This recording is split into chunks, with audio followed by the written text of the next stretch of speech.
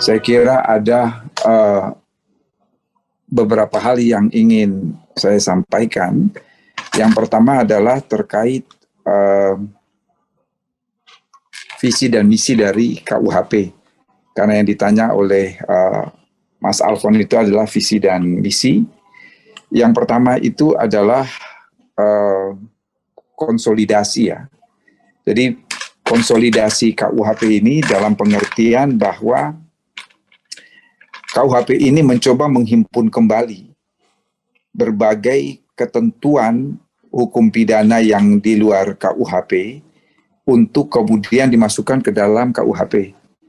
Oleh karena itu memang politik hukum pidana yang dipakai oleh pemerintah dan DPR, kita tidak pernah menyebut ini sebagai kodifikasi tapi rekodifikasi. Jadi pasca Perang Dunia Kedua itu banyak sekali kejahatan dimensi baru yang kemudian dianggap tidak bisa ditanggulangi oleh KUHP. Maka sesungguhnya yang terjadi pasca Perang Dunia Kedua itu adalah dekodifikasi. Jadi mengeluarkan beberapa ketentuan di dalam KUHP itu menjadi undang-undang tersendiri. Jadi kita bisa ambil contoh kejahatan jabatan dijadikan undang-undang korupsi. Kemudian mengenai obat-obat terlarang itu dijadikan kejahatan undang-undang narkotika. Lalu kemudian misalnya kejahatan terhadap pelayaran, khususnya hijacking, itu ditarik keluar lalu dijadikan dalam undang-undang penerbangan. Yang terjadi politik hukum pidana kita ini adalah rekodifikasi, yaitu kita menghimpun kembali ketentuan-ketentuan yang berserakan di dalam di luar KUHP itu ke dalam satu kitab undang-undang, tetapi kemudian dia tidak menegasikan undang-undang yang bersifat khusus. Jadi itu dibangun hanya semacam bridging articles untuk menjebatani dengan undang-undang yang existing. Misi yang kedua dari KUHP ini sudah pasti adalah modernisasi. Mengapa modernisasi? Karena KUHP yang lama ini sudah lebih dari 200 tahun, tepatnya 222 tahun. Itu dia memiliki paradigma sebagai hukum pidana pembalasan. Jadi dia menggunakan hukum pidana sebagai lex talionis atau sarana balas dendam. Sementara di dalam KUHP baru ini kita merujuk pada paradigma hukum pidana modern, yaitu keadilan korektif, keadilan restoratif, dan keadilan rehabilitatif. Yang berikut, ini harmonisasi, Mas Alfon. Visi yang berikut itu adalah harmonisasi. Harmonisasi itu adalah mencoba untuk melihat berbagai ketentuan pidana di luar KUHP ini, lalu kemudian diharmonize, disinkronize dengan model pemidanaan yang ada dalam KUHP. Itu mengapa lalu kemudian KUHP ini dia mencabut pasal 27-28 Undang-Undang ITE yang selama ini menjadi momok, karena undang-undang ini sangat mudah dipakai untuk menangkap dan menahan seseorang. Ancaman pidana dalam Undang-Undang ITE itu 6 tahun.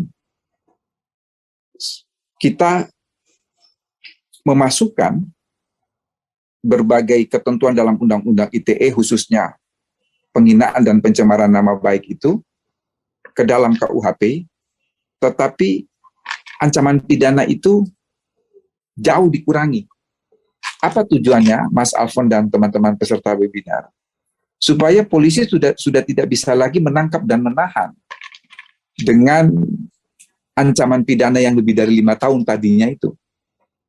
Bahwa kejahatan dengan menggunakan sarana teknologi informasi adalah pemberatan, kendati pun dengan pemberatan, itu tidak bisa lalu kemudian dilakukan penangkapan dan penahanan. Saya kasih satu contoh konkret, misalnya, ya, penghinaan yang yang tadinya 6 tahun di Undang-Undang ITE, fitnah di KUHP yang baru itu 3 tahun. Kalau dia menggunakan sarana teknologi informasi, itu ditambah sepertiga. Itu hitungan kita matematis betul. 3 tahun itu 36 bulan. Kalau ditambah sepertiga dari 36 bulan, itu kan baru 12 bulan. 36 bulan ditambah 12 bulan itu 48 bulan. 48 bulan itu belum bisa untuk melakukan penahanan. Karena syarat objektif penahanan itu kejahatan diancam 5 tahun atau lebih. Bahkan kalau kemudian misalnya ya, laporan palsu atau menuduh secara memfitnah yang itu menggunakan sarana teknologi, itu sudah kita hitung betul, adakan pemberatan pun itu baru 56 bulan. 56 bulan itu berarti 4 tahun 8 bulan. Belum juga memenuhi syarat objektif untuk dilakukan penangkapan dan penahanan.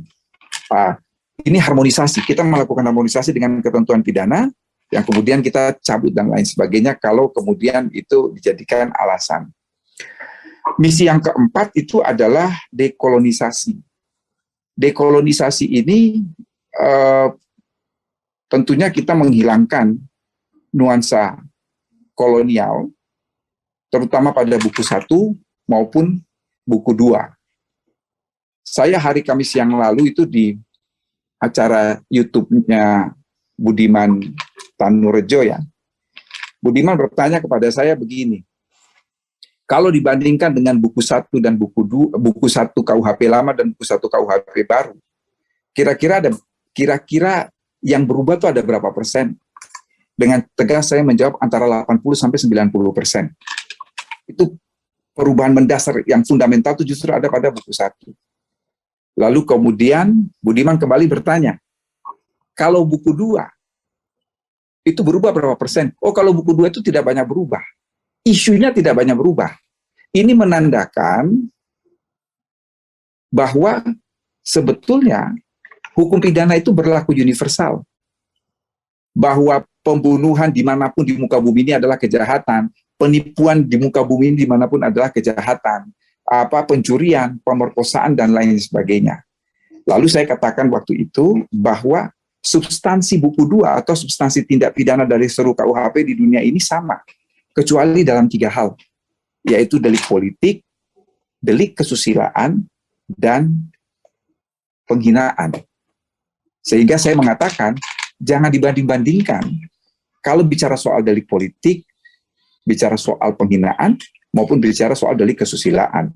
Dengan kata lain, saya ingin mengatakan, Mas Alfon dan teman-teman, sebetulnya saya tidak perlu risau. Saya tidak begitu risau. Saya anggap saya cuek bebek dengan yang dikatakan oleh pers asing soal perzinahan itu. Saya nggak ada urusan. Karena memang tidak bisa dibanding-bandingkan. Saya katakan kemarin dalam perwakilan di Amerika, saya katakan, kenapa Anda tidak memprotes hukum pidana Rusia yang secara tegas-tegas melarang LGBT?